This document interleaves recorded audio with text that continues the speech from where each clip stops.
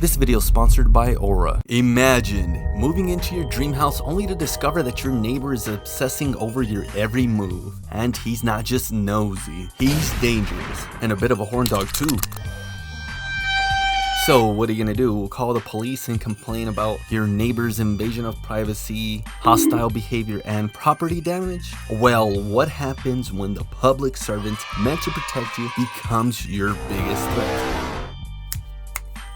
Well, what happens when your cop neighbor is a racist cuck? Dispatch, we have a horn dog here.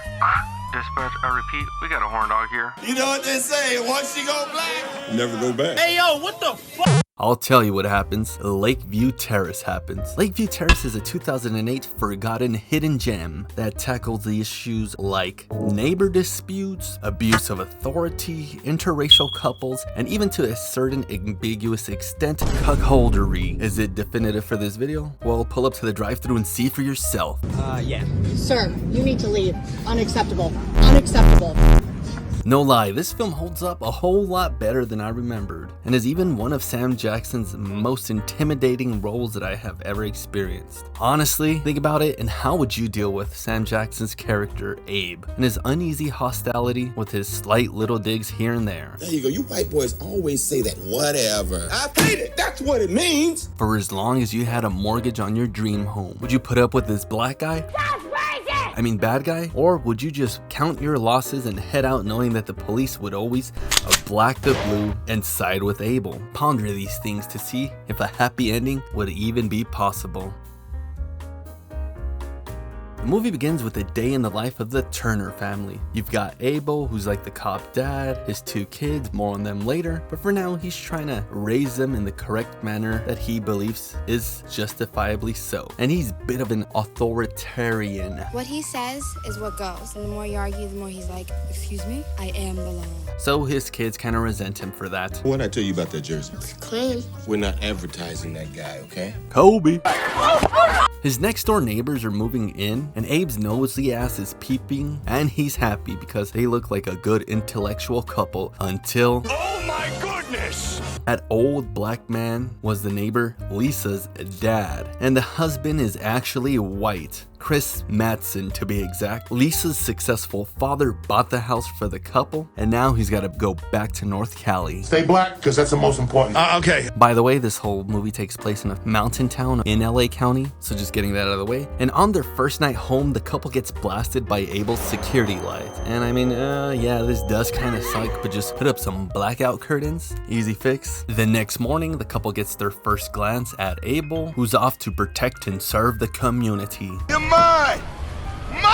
I run this town! He hits up this snitch connect, and I bet his street name is like Flaco or Miklo. He's a cholo, I think, or perhaps even a wigger. What are you anyway? You know, I always wondered about it. You a Euro, Mexican, Japanese, Chinese, or what? Yeah, and the other 93% wigger. Can you do the math on that, dumbass? But nonetheless, he drops some intel. The day is over, and before Chris could even pull up to his driveway, he's there chilling, listening to some tunes and smoking some cigs, when all of a sudden,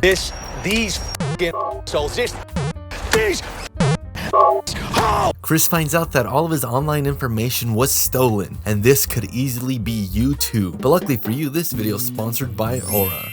Big companies with poor security measures are getting hacked every day left to right, leaving all of your personal online info vulnerable to be stolen or sold by data hackers, scammers, and identity thieves. Real talk, round of applause for Aura, because they sincerely saved the old Barrio's YouTube channel from getting hacked, since I almost fell into a phishing scam by clicking on a realistic looking business email. Such an innocent looking email could have cost me my channel and so much loss and hardships. But Aura didn't only just protect me from this, it also includes data brokers, information removal, deep dark web monitoring and scrubbing for all of my valuable info, and they'll even give us up to $5 million in identity theft insurance. It also includes VPNs with over 100 plus virtual locations, and of course password management and parental control, and all for the affordable price of, hold up,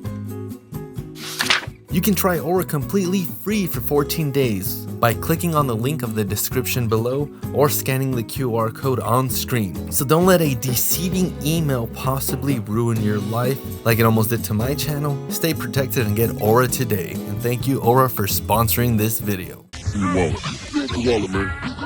Abel scares Chris and then presses him. It's a bit of an exposition dump on how Chris is a Chirac boy, Chicago, who met Lisa at Berkeley University, but she's from Oakland. Oh, Oaktown girl, all right. and now they move to this fictional neighborhood in the LA mountains, which inevitably leads back to Chris and Abel talking and Chris being pressed for listening to rap music.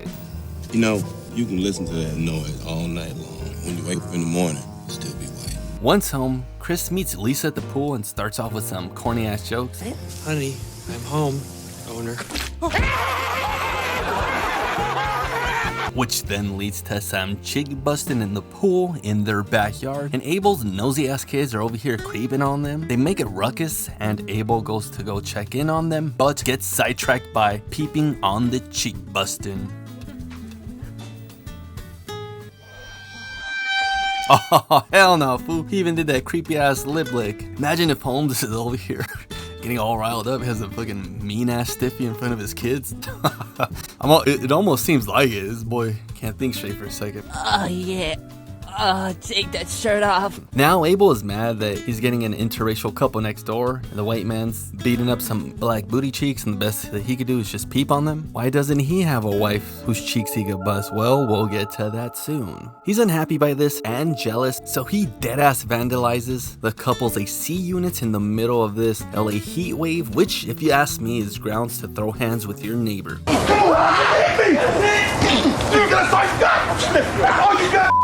Not only is Abel doing this because he's a bit of a cucko, but he's also doing this because Chris carelessly threw a cigarette butt into his yard. I mean, yeah, when it's LA fire season, you kinda don't play, but still a bit of an overreach. The next morning, Matt tries to talk to Abe about the AC unit and the security lights, but it's some more pressing from Abel. I bet you don't want to shine it down on your pool deck at night. Included with some subtle threats. Although Matt is from Chirac and he don't play that. You might want to get that fixed. You know, you got a woman you want to try and protect. You all right? Later, the kids meet Lisa and they talk about how anal their father is and that their mom died. Our mom died. How? Well, we'll get to that later. Stick around for the rest of the video, boy. For now, keep guessing though. Anyways, Lisa invites the kids and Abel to their housewarming party this upcoming Friday. And that same evening, Lisa asks Chris to talk to Abel again about the lights. Although she wants Chris to take it easy and she's worried because Chris might overdo it since Abel is a... Guess he's a brother. He's your brother? I didn't know that. That's a corny, but that's a good one. This conversation leads to a neighborhood hood watch with more subtle threats and Abel just upright telling Chris that he don't like their relationship and race mixing. It's a brave new world. And that they should move and get out of town. Chris relays all this to Lisa, but she's still kind of blaming Chris, or at least accusing him of not giving Abel a fair shake. I don't think he likes the idea of us together. Did he say that? But that message was pretty clear. Mixed race couple? Cringe! And of course, we got Abel creeping in on this like a 1990s Goosebumps villain. Oddly enough, the next night, Abel shows up to the housewarming party. And as you could have guessed, it's more uncomfortable conversations in between everyone there and Abel. It's hot in Africa.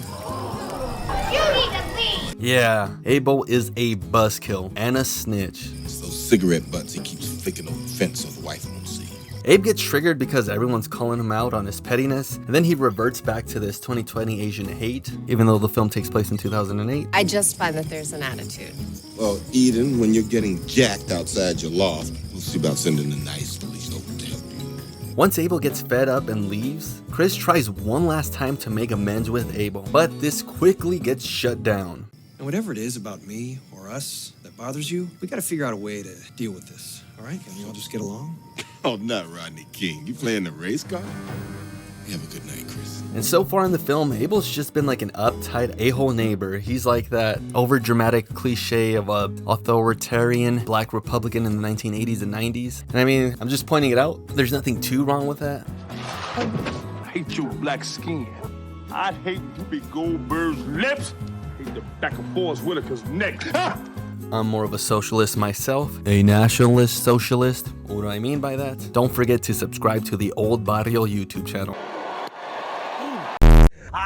Come on, fool. So far, Abel has just been an a-hole neighbor, but that all switches this night and quickly escalates to a criminal cop because in the middle of the night, someone slashes Chris's tires. And I mean, come on, we all know who did it. Did you see anyone? No, I just see you. They call the po-po and they just glaze Abe for being a cop and living next to them. Sorry, man. There's just not much we can do. You guys are lucky. You have a cop living next door. Really, nigga? The couple ends up talking to Lisa's lawyer dad. I think he is that. And he has, let's say, the color issue on his side. And that color happens to be blue. Although this just leads to more interracial drama. You plan to have children with my daughter. Daddy, chill. The only thing that Abe can conclude out of this whole conversation is to get a gun. I'm going to amass an arsenal. And damn right. There's a 10-day grace period on firearms, so... Oh man. So in the meanwhile, the only thing Chris can do is fire back with some bright-ass lights into Abel's pervy window.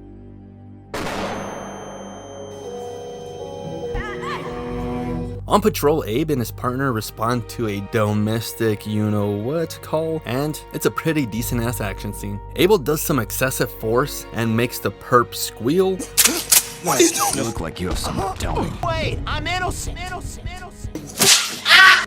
All the while, his partner's just in the background watching this power trip. And swapping back to Lisa, she's conversing with Abel's daughter since she snuck into their backyard and started swimming in the pool while her dad was away without his permission. Regardless, this turns into an older sister slash mother type of conversation and guidance going on. They end up listening to some of Lisa's music and dancing. But since Abel's daughter in the film is 15 and my last name doesn't end with Stein, I'm an AI over this. They're having a fun time until Abel comes home high off his power trip and witnesses them. Can I give you permission to come over here? Then scandalously intervenes. Abel keeps berating his daughter and embarrassing her.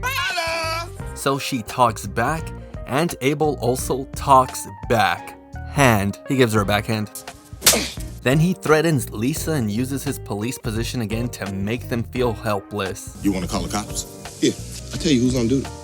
At night, the couple are chilling in their backyard, and Lisa doesn't tell Chris about her encounter with Abel, but suppresses it because Chris is arguing and ranting for being annoyed about all the slack he gets for their interracial marriage from her dad and Abel. I am constantly taking shit from black guys about our relationship. And he kind of makes it seem like it's the entire black community, but do they? If y'all got any insight or perspective on this, please let me know in the comments below. This argument tests their marriage a bit, and we got Cucko the peeper over here doing some peeping with his cuck ass, so he's excited that his plan is working. Time passes and the Turner kids go to spend time at their aunt's house for their summer break, their aunt being their deceased mother's sister. Don't I get a goodbye? See ya.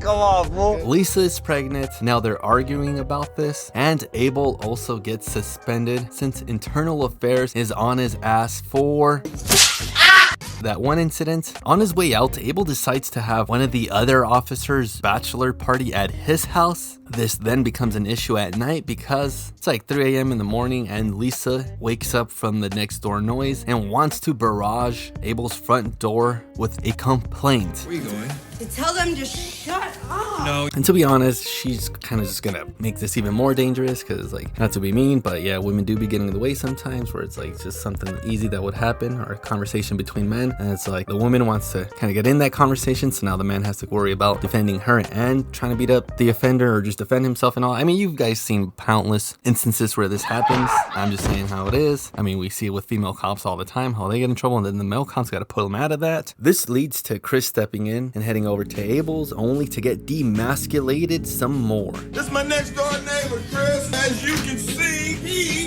is a Democrat. And some more. You know what they say, once you go black, never go back. Hey, yo, what the fuck? They've got some strippers at the bachelor party and the group kinda coerces him, but ultimately forces Chris down against his will to get a lap dance. All the while, you know, Cucko the cop is having the time of his life. Yeah, right there. Right there.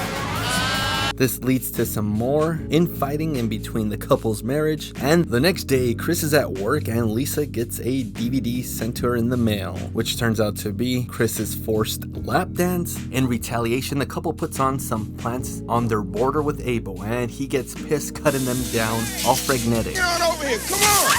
Come on, Chris, come on! And I mean, yeah, the couple's kind of not doing themselves any favors, where it's like it's right on the border. I would get it feels like a couple feet from their property line, where Abel, where it's like he can't do shit, but at least he can't look in. But since it's like right there, it is leaking into Abel, even though he is an asshole. That is kind of like their fault. Same thing with like the lights. They could have just put up a curtain. I don't know why they had to make Abel switch it and all that. I mean, don't get me wrong, Abel's still a grimy motherfucker. But the couples are just kind of moving new into town and asking for all these different things and changing everything up. And it's like, whoa, man, just take it easy. The fight ends with Abel going overboard and just shooting the both of them. Put the saw down, let's go, come on! Come on, fool. Just kidding. The fight ends with everyone being mad at each other. So Chris goes to his local bar, but Abel also had the same idea by coincidence. Damn, he's trying to get away from you. They talk a bit, and it is here where Abel unveils the origins of his wife's fate and how this affected his new interracial cuckery view of life. My wife's been in a head-on collision. They took her to Hollywood Memorial. She died on a gurney in the hall, so they treated her by pigmentation.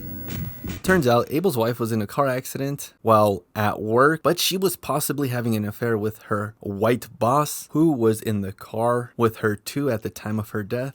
Where were they going or coming from, Chris? My wife and her white boss. In the middle of the afternoon on the 101. And she ends up dying on a gurney in the hospital's hall. Abel concludes this to non-priority of his wife's life and care because she was black, and the hospital being racist. It's like, I don't know, man. A hospital in LA City at the time where Abe's wife died was like in 2005. So, I mean, it's not like he was in the middle of, I don't know, whatever most racist town at the time or whatever. But yeah, it seems like Abel's just kind of making up reasons for him to get triggered and be the victim in order to justify his power trip, but whatever. It's not stopping him from getting triggered again. There you go. You white boys always say that. Whatever. I hate it. That's what it means. And now we are at the Asian neighbors party / event, and they're glazing Abel for being a cop. But we have a black policeman living here. It's very comforting. When speak of the devil. While everyone is at the house party, Abel hires Flaco / Miklo to invade Lisa's and Chris's house and rip it apart to scare them into moving out. This becomes a big problem for Abe once Lisa decides to go home early, and Miklo has to try and get out before Lisa spots him. Chris? She spots him and he panics, attacking her. Calm down. What are you doing? Don't set that thing off. Although she is able to trip the alarm, and now Chris and Abe run to the rescue, both for a different reason. Abel finds the gang member that he hired and blasts him. Yo, what? What's up, man? What the hell, dude? Have mercy.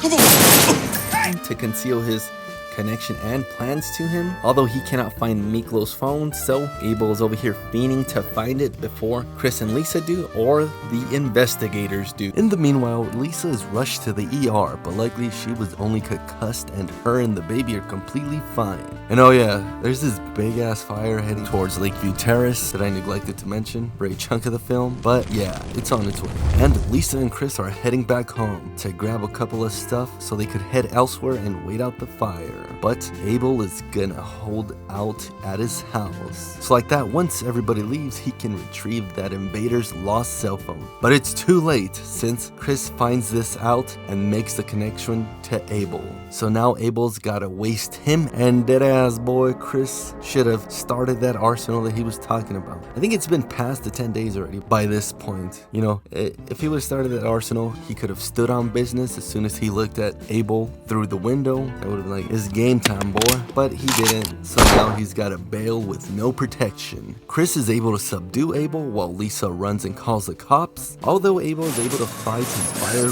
back.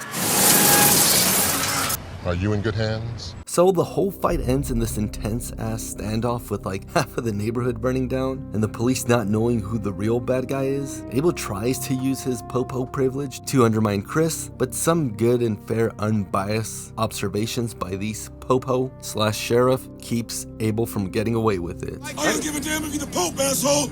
Do not move any further. Not gonna lie, I feel like the officers would have already blasted Chris. Ultimately, by the way he's been pointing this pistol, like look at this. Chris cucks Abel one last time. Chris, stop! You should have listened to your wife. Did you see it coming? Shut up! You don't bring my wife into this. When she ran off with Keep my wife's name out your mouth! Did you see it coming? Shut up!